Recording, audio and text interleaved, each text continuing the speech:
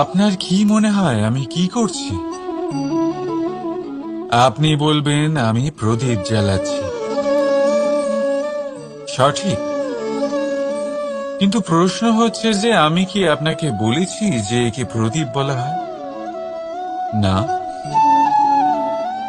এই প্রদীপ কি নিজেই নিজের পরিচয় আপনাকে দিয়েছে? না। তাহলে আপনি কি করে জানলেন যে একে প্রদীপ বলা হয়? উত্তর হচ্ছে প্রকাশ, যে স্বয়ং জ্বলে অন্ধকারের মধ্যে সংসারকে পথ দেখায়, সেটাই প্রদীপ। যা নিরাশার মাঝে আশার আলো প্রদর্শন করে, সেটাই প্রদীপ। অপর দিকে আছে সাপ, যাকে না দেখেও তার ফনার আওয়াজ শুনেই লোকে ভয় পেয়ে যায়। তার মানে ব্যক্তির পরিচয় তার কর্মের দ্বারা পাওয়া যায়। তাই আপনার এটা বলার প্রয়োজন নেই যে আপনার পরিচয় কি। এটা আপনার কর্মই নিশ্চিত করবে যে লোকে আপনাকে প্রদীপ ভেবে ভালোবাসবে নাকি সাপ ভেবে ভীত হয়ে থাকে। রাধা রাধা। মাকড়সারা ভীষণ পরিশ্রম করে এটা তৈরি করে, নিজের শরীরের রস দিয়ে এই জাল বনে। আপনি কি এটার উদ্দেশ্য জানেন? আসলে মাকড়সা এই জালে ছোট কীটপতঙ্গ ধরে তাদেরকে খাদ্যরূপে গ্রহণ করে। কিন্তু আপনি কি এই কথা জানেন যে একদিন মাকড়সা নিজেই নিজের জালে জড়িয়ে মৃত্যুবরণ করে থাকে? বলুন, কি করেন আপনি এই জাল দেখতে পেলে? দেখতে পেলেই মুছে ফেলেন এর অস্তিত্ব, তাই না? তেমনি অন্যদিকে পাখির বাসা, পাখিরাও ভীষণ পরিশ্রম করে এটা তৈরি করে। কিন্তু যদি পাখি একদিন এটা ছেড়ে চলে যায়, তাহলেও লোকে এটা নষ্ট করে দেয় না। কারণটা কি? এর কারণ হলো এর নির্মাণ জীবন সঞ্চারের জন্য করা হয়েছিল, নষ্ট করার জন্য নয়। তাই মনে রাখবেন, জীবনে আপনার পরিশ্রম যতই বেশি হোক না কেন, যদি আপনার লক্ষ্য শুভ না হয়, তাহলে আপনারও বিনাশ নিশ্চিত। তাই সৃজন করতেই থাকুন আর মুগ্ধ হয়ে বলুন, রাধা রাধা। সময় কত বিচিত্র হয়। সময় আমাদের পক্ষে থাকলে আমরা নিজেদের রাজা মনে করে নিই, আর সেই সময় যদি বিপক্ষে চলে যায়, তাহলে নিঃস্ব হতে সময় লাগে না। তাই মানুষের একটা অভ্যেস আছে, খারাপ সময়ের জন্য কিছু সঞ্চয় করা। আত্মীয়, বন্ধু খারাপ সময় পাশ থেকে সরে যায়। যশ, মান প্রতিকূল সময় চিরস্থায়ী হয় না। তাই মানুষ মনে করে অর্থ সঞ্চয় করাই শ্রেয়। অর্থের কোনো হৃদয় নেই যা সময়ের সাথে পরিবর্তিত হবে।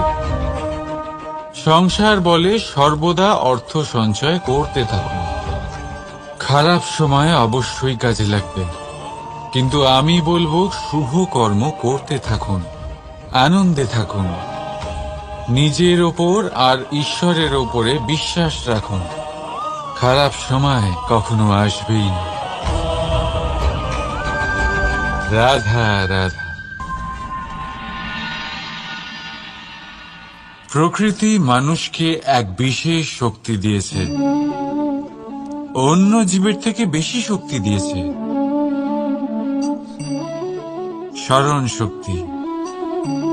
এই শক্তি মানুষকে অন্য জীবের থেকে ভিন্ন করে।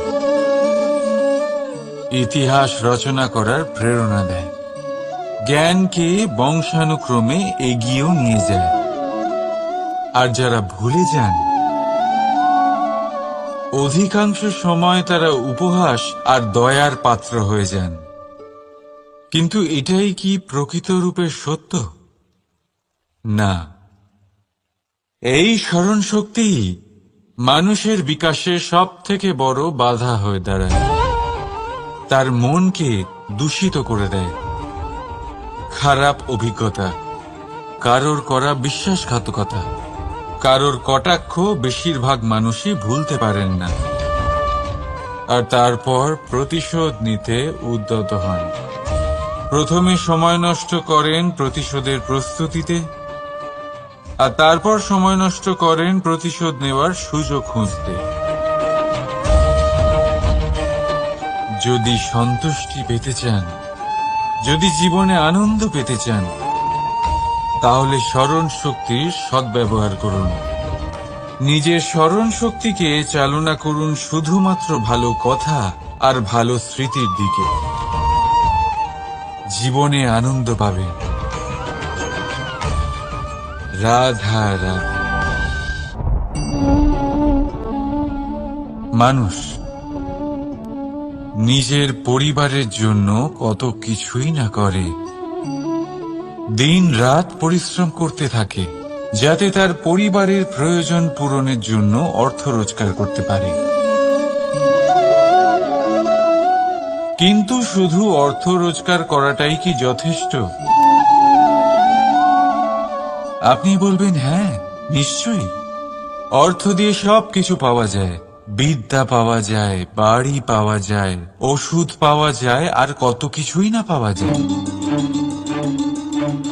এইসব একটা পর্যায় পর্যন্ত সঠিক, কিন্তু একটু মন দিয়ে ভেবে দেখুন, যখন কোনো শিশু অসুস্থ হয়ে পড়ে, তখন সে ওই তিক্ত ওষুধ কেন খেয়ে নেয়? এই জন্য কারণ ওর পিতা সেই ওষুধ অর্থ দিয়ে কিনেছে? না, বরং এই জন্য কারণ তার পিতা যে তার সামনে দাঁড়িয়ে, তার ওপরে তার বিশ্বাস আছে। বিশ্বাস আছে যে উনি তার কিছু হতে দেবেন না। এই বিশ্বাস, এই সংস্কার, এই শিক্ষা কখনো অর্থ দিয়ে পাওয়া যায় না। এটা পাওয়া যায় সেই সময় থেকে যা মাতা পিতা তাদের সন্তানের সাথে কাটিয়েছেন। তাই জীবনে অর্থ অবশ্যই উপার্জন করুন, কিন্তু নিজের পরিবারকেও সময় দিন, আনন্দ পাবেন। রাধা রাধা। বিরোধিতা এমন এক শব্দ যা শুনে আমরা সবাই ভয় পেতে থাকি। যদি কেউ আমাদের বিরোধিতা করে তা আমাদের সহ্য হয় না। আমরাও কারোর বিরোধিতা করে কোনো শত্রুতা করতে চাই না। এই ধরনের ভাবনা আমাদের মনে আসতেই থাকে। কিন্তু বিরোধিতা, এই শব্দ আপনার শান্তির জন্য, আপনার সুখের জন্য কতটা গুরুত্বপূর্ণ তা আপনারা জানেন না। তাই যদি কাল এসে কেউ আপনার বিরোধিতা করে, তখন সবার আগে নিজেকে যাচাই করুন। আপনি কি ভুল করেছেন? আপনার দোষ কি? নিজের মধ্যে কি ত্রুটি আছে সেটা বোঝার চেষ্টা করুন।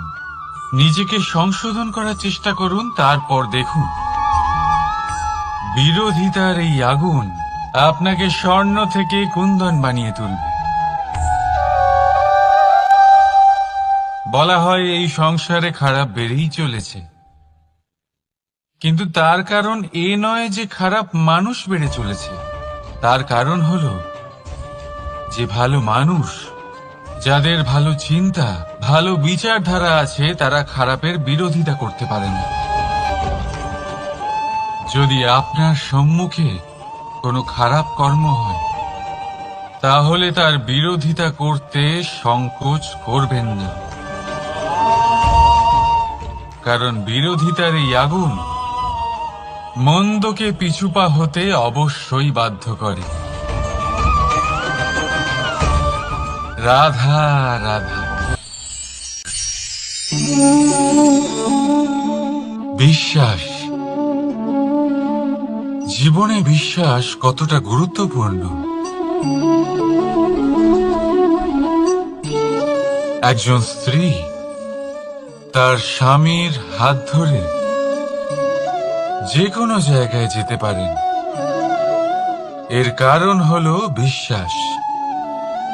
তার নিজের স্বামীর ওপরে বিশ্বাস আছে। যখন একজন মা তার ছোট বাচ্চাকে কোলে তুলে হাওয়ায় ওঠায়, তখন সেই বাচ্চা ভয়ভীত হয়ে যায় না। তার কারণ হলো বিশ্বাস। তার বিশ্বাস আছে যে তার মা তার কিচ্ছু হতে দেবে না। এক বৈদ্যের দেওয়া ঔষধ সন্তান কিছু না বুঝে শুনেই খেয়ে ফেলে। সেই বৈদ্যের জ্ঞানের বিষয়ে তার কোনো ধারণাই থাকে না। শুধু নিজের পিতার উপরে বিশ্বাস আছে যে তার পিতা তাকে খারাপ কিছুই দেবে না। যখন এই সংসারের প্রতিটা বন্ধন বিশ্বাসের উপরে দাঁড়িয়ে আছে, তাহলে কেন এই বিশ্বাসকে আমরা জীবনে আনতে পারি না? আপনি নিজেই দেখুন, এই বিশ্বাস নিজের জীবনে এনে দেখুন, সবকিছু আরো সুন্দর হয়ে যাবে। তাই ভালোবেসে বলুন, রাধা রাধা।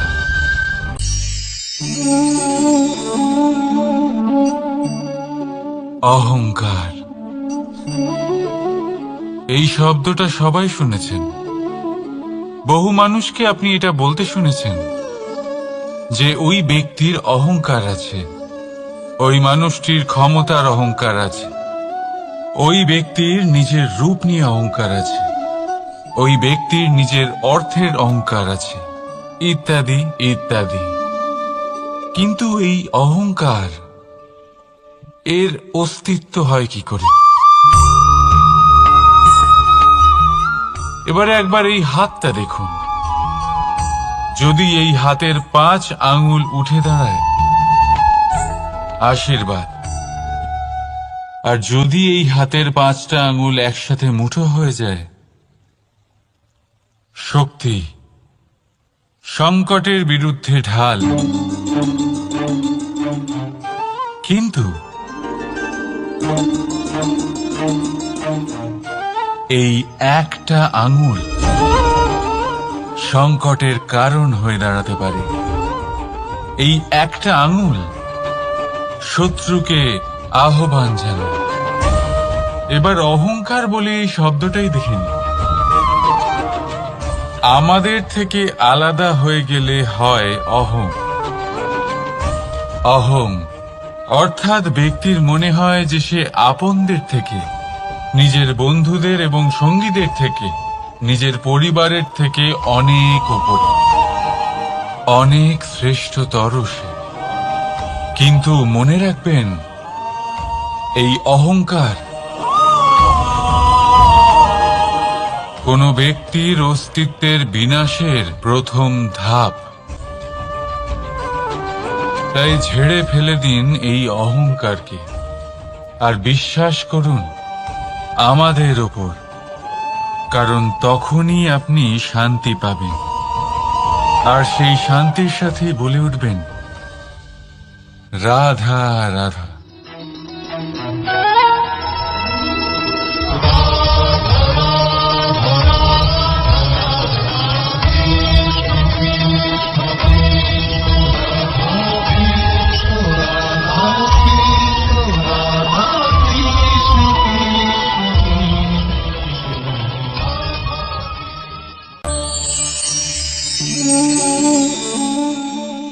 সাফল্য।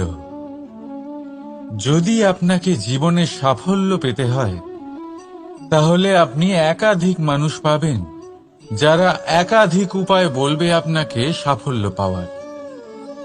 দীর্ঘ সময় ধরে পরিশ্রম, চেষ্টা, নির্ধারণ, নিষ্ঠা এই বিষয়ে ভাষণ দিতে থাকবেন। একাধিক রকমের উদাহরণ আপনার সামনে তুলে ধরবেন। কিন্তু আমার এটা মনে হয়, আমরা কেন সেই বিষয়ে কথা বলি না যা মানুষকে অসফল করে তোলে? শুধু দুটো ব্যাপার অসফল হওয়া নিশ্চিত করে। শুধু দুই ধরনের মানুষ বেশিরভাগ অসফল হন। প্রথম তারা যারা ভাবে অনেক কিছু কিন্তু কিছুই করে না, আর দ্বিতীয় তারা যারা অনেক কিছু করতে থাকে কিন্তু ভাবনা চিন্তা না করে। ভাবনা আর কর্ম, এদের মাঝে সামঞ্জস্য রাখা খুব জরুরি। যদি এটা থাকে তাহলে জীবনে কখনো অসফল হবেন না। রাধা রাধা। আপনি অনেককে এই কথা নিশ্চয়ই বলতে শুনেছেন, এই ব্যক্তির দৃষ্টিতে দম্ভ আছে, এই ব্যক্তির চোখের ওপর অহংকারের পর্দা পড়ে আছে, ইত্যাদি ইত্যাদি। চলুন আমি আপনাকে একটা প্রশ্ন করছি, আপনি দেখেন কি দিয়ে? দৃষ্টি দিয়ে নাকি দৃষ্টিভঙ্গির সাহায্যে? ভাবুন। চিন্তায় পড়ে গেলেন নিশ্চয়ই। দৃষ্টি যে কোনো বস্তুর বা যে কোনো মানুষের শুধু বাইরের রূপটা দেখায়, যেখানে দৃষ্টিভঙ্গি আপনাকে সোজা আসল পরিচয়ের সাথে সাক্ষাৎ করেন। উদাহরণ হিসেবে চন্দ্র। চন্দ্র আমরা সবাই দেখেছি। বহু মানুষ আছেন যাদের চন্দ্র অত্যন্ত সুন্দর লাগে, আবার কিছু মানুষ এমনও আছেন যারা এই চন্দ্রের মধ্যেই দাগ খুঁজে বার করেন। এই হলো দৃষ্টিভঙ্গি। যদি নিজের দৃষ্টিভঙ্গিতে প্রেম রাখেন, ভালোবাসা রাখেন, সম্ভ্রম রাখেন, তাহলে তার বদলে আপনিও প্রেম আর সম্মান অবশ্যই পাবেন। এবারে দেখুন, যে জল দিয়ে ঈশ্বরের মূর্তি ধোয়া হয় তাকে চরণামৃত বলা হয়। এটার কারণ দৃষ্টিভঙ্গি। এখন আপনি পাথরকে ভগবান ভেবে পুজো করবেন নাকি ভগবানকে পাথর ভেবে পরিত্যাগ করবেন? সিদ্ধান্ত আপনার, কিন্তু এই সিদ্ধান্ত নির্ভর করে আপনার দৃষ্টিভঙ্গির ওপর। তাই নিজের দৃষ্টিভঙ্গি শুভ রাখুন, নিজের দৃষ্টিভঙ্গিতে ভালোবাসা রাখুন, আর আনন্দে বলুন রাধা রাধা। বড় বড় রাজমহলের বড় বড় ইমারতের চূড়া কত সুন্দর হয়,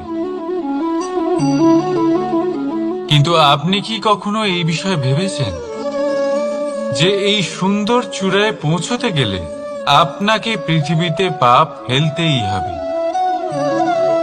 সেই সুন্দর চূড়ায় পৌঁছে দীপ্তি পাওয়ার জন্য আপনাকে একটা কঠিন পথ অবলম্বন করতেই হবে।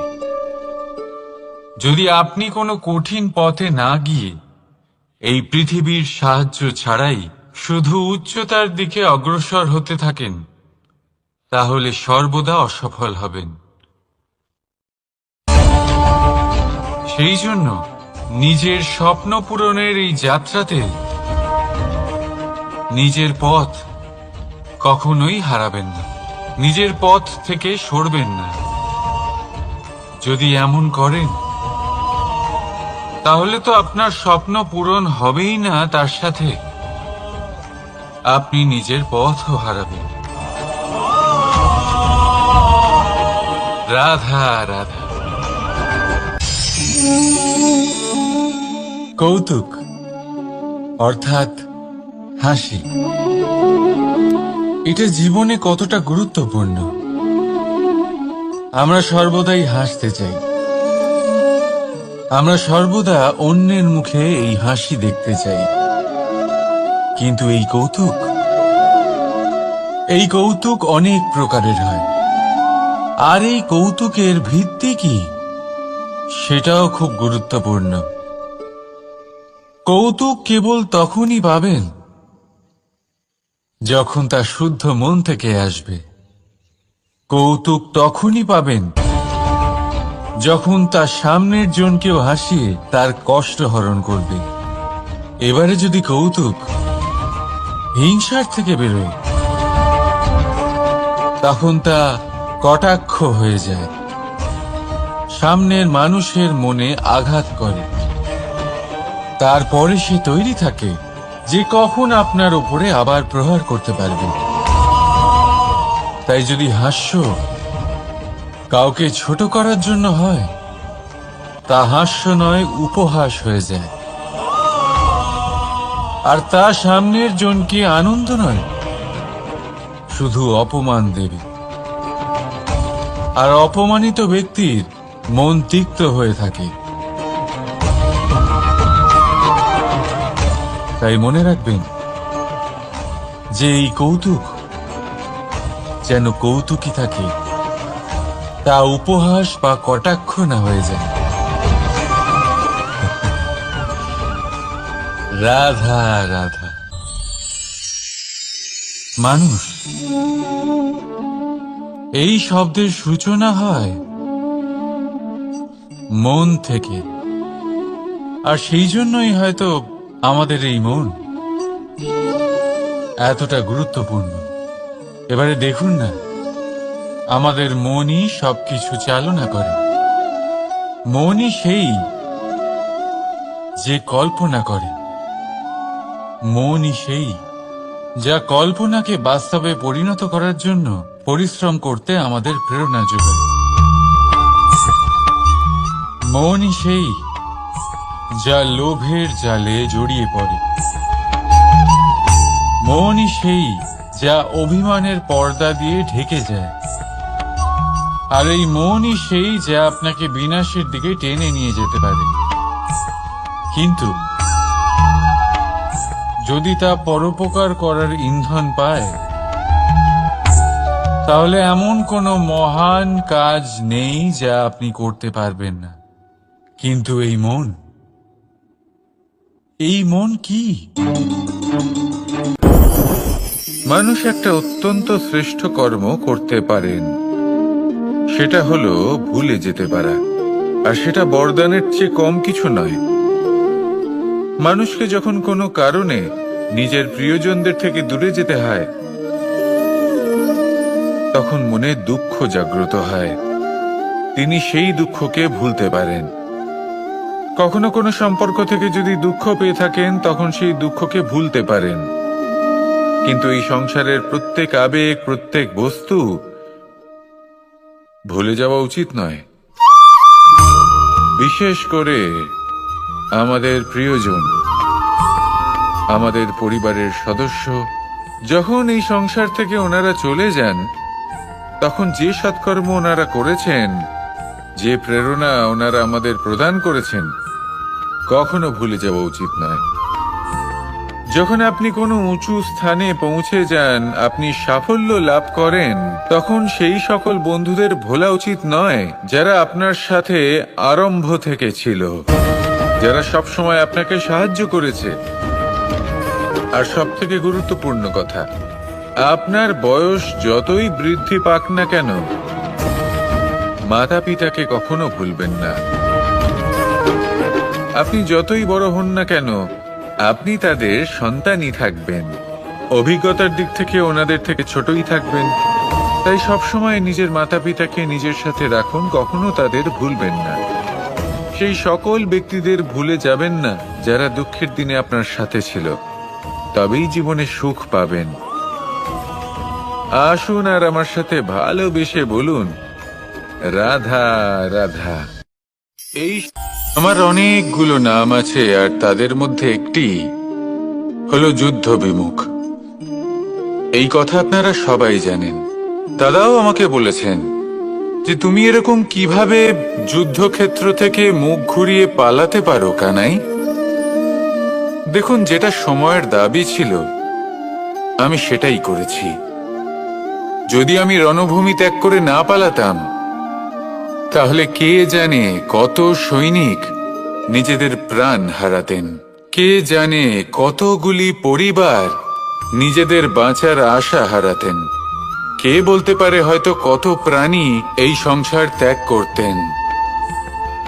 আর তাই কখনো কখনো যুদ্ধ বিমুখ হওয়াই শ্রেয়। কখনো জীবনের ক্ষেত্রেও এটা প্রযোজ্য। যদি দূরে চলে গেলে আপনার সম্ভাবনা বৃদ্ধি পায়, তাহলে দূরে চলে যান। দূরে চলে যান সেই সকল ব্যক্তিদের থেকে যারা কথায় কথায় আপনাকে অপমান করেন, আপনার নিন্দা করেন, আপনাকে বাধা দেওয়ার চেষ্টা করেন, আপনাকে ছোট করেন। কারণ তাদের সাথে থেকে, সেই সকল ব্যক্তিদের সাথে থাকলে যারা আপনার মূল্য বোঝেন না, আপনি নিজের আত্মসম্মান, নিজের আত্মবিশ্বাস, নিজের ব্যক্তিত্বকে নত করে ফেলবেন। দূরে চলে যান সেই সকল সংঘর্ষ থেকে, সেই সকল পরিস্থিতি থেকে যাদের সম্মুখীন হয়ে আপনি কোনো পরিণামেই পৌঁছতে পারবেন না। যদি আপনি এইভাবে যুদ্ধ বিমুখ হয়ে উঠতে পারেন, যদি এই প্রবৃত্তি আপনি নিজের মধ্যে জাগ্রত করতে পারেন, তাহলে আপনার সামনে সেই যুদ্ধ চলে আসবে যাতে বিজয় লাভ করে আপনি নিজের অস্তিত্ব খুঁজে পাবেন। আর সেটাই হলো সবথেকে বড় জয়লাভ। আসুন আমার সাথে ভালোবেসে বলুন, রাধা রাধা। এই সংসারের একটা নিয়ম আছে, বা বলতে পারেন লোকে তাই বলে, যে শক্তিশালী হয় সে শক্তিহীনকে নত করে দেয়। এমনটাই হয়, তাই না? আবশ্যক নয়। কখনো কখনো এমনও হয় একজন অসমর্থ ব্যক্তি সমর্থ ব্যক্তিকে নত করে দেন। এটা সম্ভব, এও হতে পারে। আর এটা তখন হতে পারে যখন তার মধ্যে ভালোবাসার শক্তি থাকে। ভালোবাসার শক্তি এই সংসারে সবথেকে বড় শক্তি হয়। এই ভালোবাসার শক্তি দ্বারাই নির্ধন সুদামা আমাকে দিয়ে নিজের পা ধুইয়ে নিল, কিছু না বলেই, কিছু না চেয়েই। এই কর্মের আধার ছিল শুধুমাত্র ভালোবাসা। খুব শক্তিশালী হয় এই ভালোবাসা।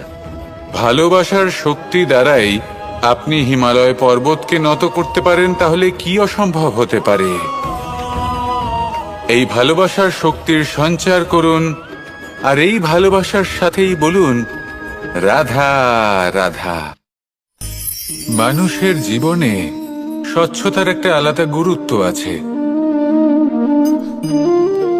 যদি আপনি নিজেকে স্বচ্ছ রাখেন, তাহলে আপনার নিজেরও ভালো লাগবে, সামনের ব্যক্তিরও ভালো লাগবে, একটা অন্যরকম প্রভাব পড়বে। কিন্তু একজন শ্রেষ্ঠ ব্যক্তি কিভাবে হয়ে ওঠা সম্ভব? যার মধ্যে গুণ আছে, শিক্ষা আছে, শুভ চেতনা আছে, যিনি সৎকর্ম করেন। কিভাবে হব সেই ব্যক্তি যার মধ্যে জ্ঞান আছে? শুধুমাত্র স্বচ্ছ থাকলে তো তা হওয়া সম্ভব নয়। প্রথমে আপনাকে বুঝতে হবে যে মানুষের মধ্যে 4টি মূল তত্ত্ব আছে। প্রথম হলো তার শরীর, যার দ্বারা উনি যে কোনো কর্ম করে থাকেন। দ্বিতীয় তত্ত্ব হলো তার মন, যার দ্বারা কোনো কর্ম করার জন্য সে নিজেকে প্রেরণা দিতে থাকে। তৃতীয় তত্ত্ব হলো বুদ্ধি, যে কর্ম আমরা করতে চাই, যে লক্ষ্যে আমরা পৌঁছতে চাই, সেটা আমরা কিভাবে কোন পথে করব সেটা স্থির করা যায় বুদ্ধি দিয়ে। আর চতুর্থ তত্ত্ব হলো আত্মা। আত্মা হলো এমন এক তত্ত্ব যার কোনো সমাপ্তি নেই। আত্মা হলো অজয়।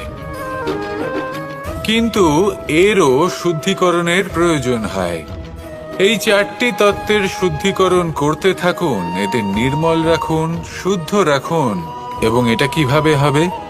শুভ চেতনা দ্বারা, জ্ঞানের দ্বারা, এবং সবথেকে বেশি গুরুত্বপূর্ণ প্রেমের দ্বারা। আসুন আমার সাথে ভালোবেসে বলুন, রাধা রাধা।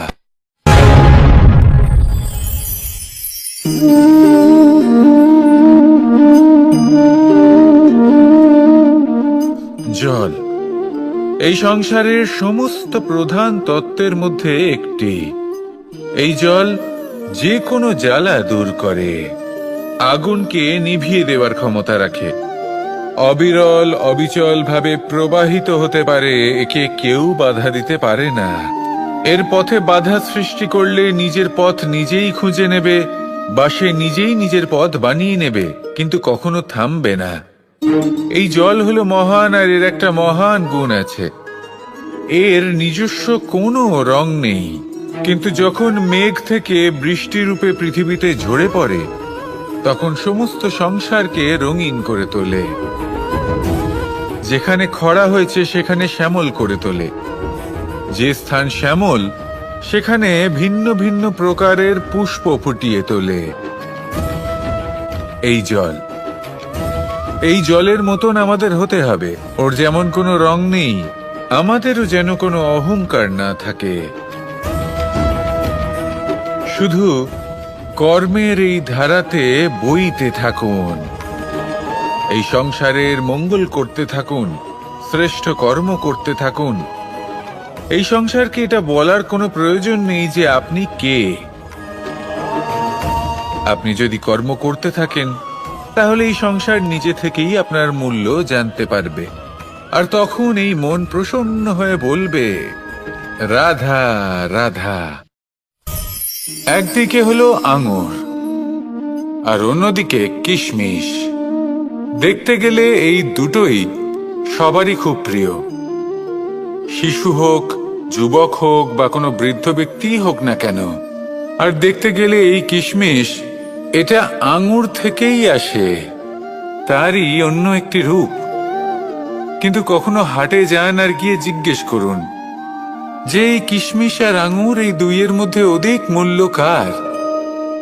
আপনিও নিশ্চয়ই জানবেন যে কিশমিশের মূল্য আঙুরের থেকে অনেক গুণ বেশি। এবার এরকম কেন হয়? এর পেছনে কি কারণ থাকতে পারে? একদিকে হলো সেই আঙুর যা টাটকা অবস্থায় গাছ থেকে পেড়ে খাওয়া যায়, আর অন্যদিকে হলো কিশমিশ যাকে মাসের পর মাস রোদে ফেলে রাখা হয়। একদিকে আঙুর যা কিনা অত্যন্ত রসালো, আর কিশমিশে কোনো রসই নেই। একটি হলো অত্যন্ত কোমল এবং সুন্দর, অন্যটি অমসৃণ এবং তাতে বিন্দুমাত্র সৌন্দর্য নেই, তাও তার মূল্য বেশি। এইসব কেন হয়? এই কারণেই হয় কারণ সেই আঙুর অনেক মাস পর্যন্ত রোদ সহ্য করে থাকে, কষ্ট সহ্য করে থাকে, তবেই সেই আঙুর কিশমিশে পরিণত হয়। এবার জীবনের কড়া রোদ যাকে সহ্য করতে হয়, তার সাথেও এটাই হয়ে থাকে। তারও মূল্য আপনা থেকেই বৃদ্ধি পায়। আপনার জীবনে আপনার গুণ, আপনার প্রতিভা, তা অত্যন্ত গুরুত্বপূর্ণ। কিন্তু যখন আপনি অভিজ্ঞতা লাভ করেন তখনই সেই অভিজ্ঞতা আপনার গুণ এবং প্রতিভাকে আরো অনেক বেশি শ্রেষ্ঠ করে তোলে।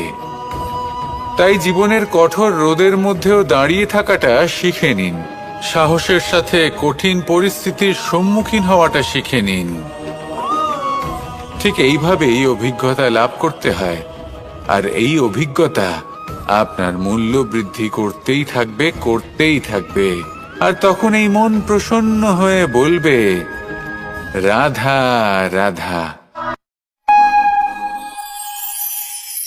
আমাদের সকলের জীবনেই দুই ধরনের ব্যক্তি থাকেন, বন্ধু এবং শত্রু। তারা হলেন আমাদের প্রিয় বন্ধু, যারা আমাদের জীবনে সবসময় আমাদের পাশে থাকেন। কখনো কখনো আমরা তাদের জন্য কিছুই করি না, তাও তারা আমাদের আনন্দ প্রদান করেন, ভালোবাসা প্রদান করেন। আর অন্যদিকে থাকে আমাদের শত্রু। দেখতে গেলে যখন আমরা জন্ম নিই তখন কিন্তু আমাদের কোনো বন্ধু থাকে না, আমাদের কোনো শত্রুও থাকে না। কিন্তু যত ধীরে ধীরে আমরা জীবনে এগোতে থাকি, আমাদের বয়স বাড়তে থাকে, তখন আমাদের বন্ধু আর শত্রু এই দুইয়ের সংখ্যা বাড়তে থাকে। আর সেই সবকিছু নির্ভর করছে আমাদের কথার ওপর এবং আমাদের ব্যবহারের ওপর। এবারে আপনি যদি কোনো ব্যক্তিকে স্বাগত জানান উদার চিত্তে, ভালোবেসে, তাহলে সেই ব্যক্তি আপনার বন্ধু হবেই হবে।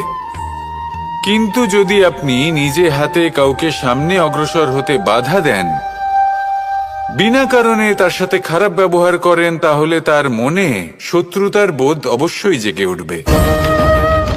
আর রইল বিষয় কথার, যদি আপনার কথা মধুর হয় তাহলে সবাইকে আপনি আপন করে নিতে পারবেন। এই কথাই যদি কটু হয় তাহলে আপনার আপনজনেরাও দূরে চলে যেতে পারে। তাই নিজের কথার উপর সংযম রাখুন এবং নিজের আচরণ উদার করে তুলুন। জীবনে সুখই সুখ থাকবে।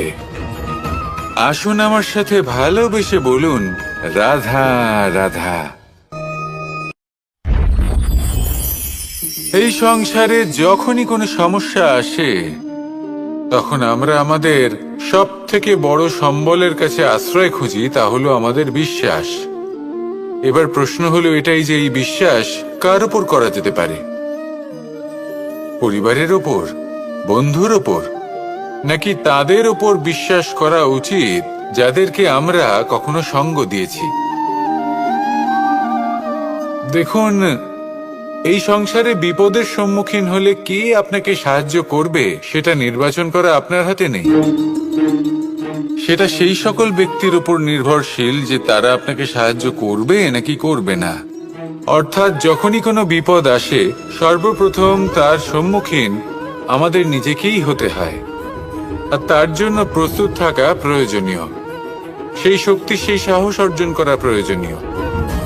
দেখুন, যখনই অন্ধকার আসে তখন সবার আগে কে আপনাকে ত্যাগ করে চলে যায়?